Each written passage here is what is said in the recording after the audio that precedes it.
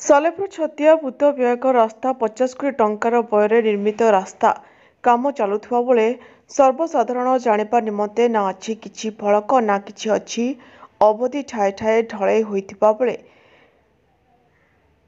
किछि ढलई रास्ता उपरे विपद संकुल अवस्था इलेक्ट्रिक खुंटी रही कहार केतेबेले जीवन चलीजिब कहीहेबनी।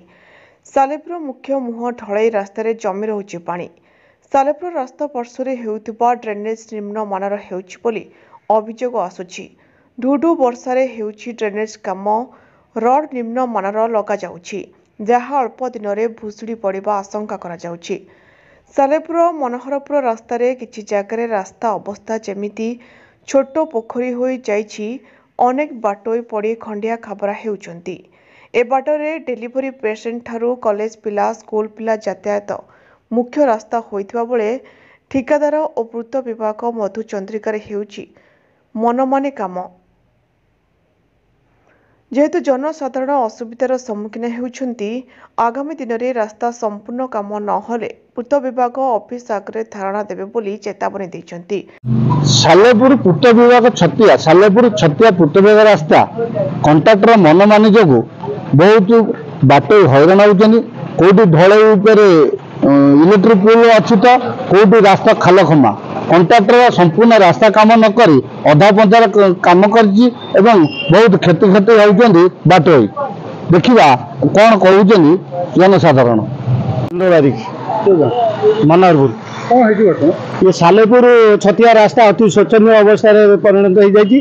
मार्च मासरू काम चलुची कौटी 50 फुट 100 फुट भर काम कर अधा पांदिया कर रास्ता रखिंट कंट्राक्टर रखुची काम संपूर्ण होनी एवं वर्षा पानी रे पानी जमी रही खाल खमा हो गला। ये जो ढलईटा गोटा 10 फुट छाड़ी पुणी आउटा ढलई कर राति जो बाइक जाऊँगी पछरे स्त्री लोक बस बहुत स्त्री लोक ए जगार पड़े और छोट बड़ दुर्घटना होगी। आम प्रतिवाद करूँ तुरंत ये कम करा धमद करूँ मन्तव्य रखुछु। राम साहू आज्ञा यहाँ सालेपुर छतियार पूर्त विभाग प्रमुख रास्ता किंतु आपणकर वर्षे है रास्ता को खोलिकी खंडिया खाबरा कर पकई रखुच्च कौन निर्माण करूना। आपणकर सालेपुर आपणकर बेंगसाहू कॉलोनी हो बोदामुंडी हो आपणकर कुआपाड़ आपणकर मनोहरपुर बजार हो आपणकर धर किंतु खंडिया खाबरा पूर्ण हो अच्छी किंतु ना कंट्राक्टर कौन कार्य कर ना विभाग कौन नजर अच्छी। यही रास्तार दैनिक हजार हजार जनसाधारण जीवा आसवा कर महांगा निर्वाचन मंडली प्रमुख रास्ता अटे किंतु दैनिक आपणकर स्कूल कॉलेज छात्र छात्री जीवा आसा कर डेलीवरी पेसेंट जीवा आसा कर दैनिक एक्सीडेंट हो रास्तार किंतु ना विभाग कौन नजर अच्छी ना पूर्त विभाग कौन देखुची ना कंट्राक्टर किसी आसुँच कहार कौन ना। आगामी दिन में आम मैंने चिंता करूँ ये समग्र ग्रामवासी रास्ता को अवरोध करके पूर्त विभाग ऑफिस घेराव कर चिंता कर।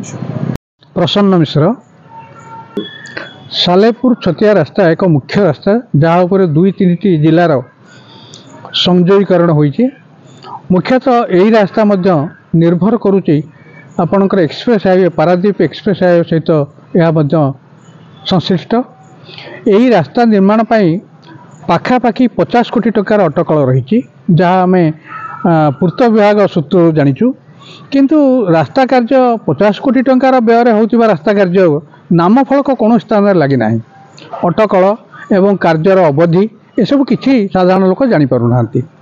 तेरे संपृक्त ठिकादार सालेपुर सहर मध्यभाग बाहरी कटक छतिया बाम पार्श्व रास्ताटी 2 किलोमीटर भितर 3-4 गैप कर काम करना विभिन्न आड़ देखाई निर्वाचन समय बंद रहा ता परवर्त समय बंद रहा एवं से कार्य चलूना किंतु दुखर कथा ढूढू वर्षा चली बेले ड्रेनेज कार्य चली जो देखिए आपण मैंने देखिथे कर्मचारी माने रेनकोट पिंधि ये ड्रेन काम कर जार स्थायित्व नहीं आशंका प्रकाश पाई।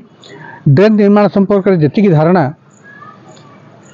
संपूर्ण निम्न भागरे बाली दि जाऊना माटी उपर सामान्य गोड़ी छिंची से 2टी पार्श्व वाल कर ढलई दौरान से रड अत्यंत निम्नमानर। तेणु संपृक्त विभाग को आम नवेदन करुचु ତୁରନ୍ତ ଏ କାର୍ଯ୍ୟରେ ହସ୍ତକ୍ଷେପ କରନ୍ତୁ, ତୁରନ୍ତ କାର୍ଯ୍ୟ ସାରନ୍ତୁ। କାହିଁକି ନା ଦୀର୍ଘ 4 ମାସ ଭିତରେ ଯଦି 2 କିଲୋମିଟର ରାସ୍ତା ନ ହୋଇପାରିବ ତାହେଲେ କେତେ ବର୍ଷ ଲାଗିଯିବ এই ରାସ୍ତା ସମ୍ପୂର୍ଣ୍ଣ ହେବା ପାଇଁ। ଏବଂ এই ରାସ୍ତା ଉପରେ ମଧ୍ୟ ବିପୁଳ ଅର୍ଥ ବରାଦ କରିଛନ୍ତି ସରକାର, 50 କୋଟି ପାଖାପାଖି ଅର୍ଥ ବରାଦ ହେଇଛି।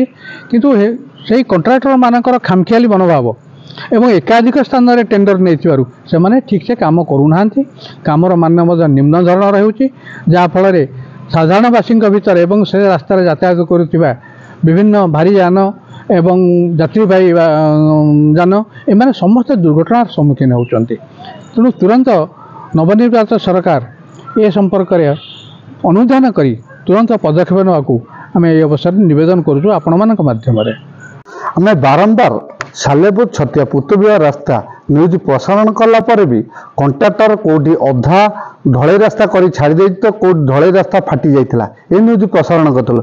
ଆଜି ନ୍ୟୁଜ୍ ଦେଖାଉଛୁ ଏ ଢଳେଇ ରାସ୍ତା ଉପରେ ଇଲେକ୍ଟ୍ରିକ୍ ପୋଲ୍ ପଡ଼ିଛି, ଇଲେକ୍ଟ୍ରିକ୍ ପୋଲ୍ ନ ଉଠେଇ କଣ୍ଟ୍ରାକ୍ଟର ଢଳେଇ ରାସ୍ତା କରି ଚାଲିଯାଇଛି ଏବଂ କିଛି ଜାଗାରେ ରାସ୍ତା ଖାଲଖମା ହେଇଛି, ବହୁତ ଲୋକ ଅସୁବିଧାର ସମ୍ମୁଖୀନ ହେଉଛନ୍ତି। ସେହି ବିଷୟରେ ଆମେ ଆସିଥିଲୁ ପୂର୍ତ୍ତବିଭାଗ ସାର୍ଙ୍କୁ ଭେଟ କରିବାକୁ, ସାର୍ଙ୍କ ଭେଟ ମିଳିଲାନି ଏବଂ ଫୋନ୍ ଯୋଗେ ଯୋଗାଯୋଗ କରିଥିଲୁ, ଫୋନ୍ ଲାଗିଲାନି।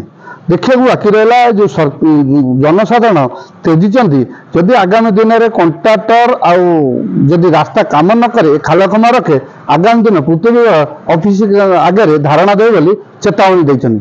ସାଲେପୁରରୁ ମହେଶ୍ୱର ବେହେରାଙ୍କ ରିପୋର୍ଟ, ଜ୍ୟୋତି ପ୍ରଭା ନ୍ୟୁଜ୍।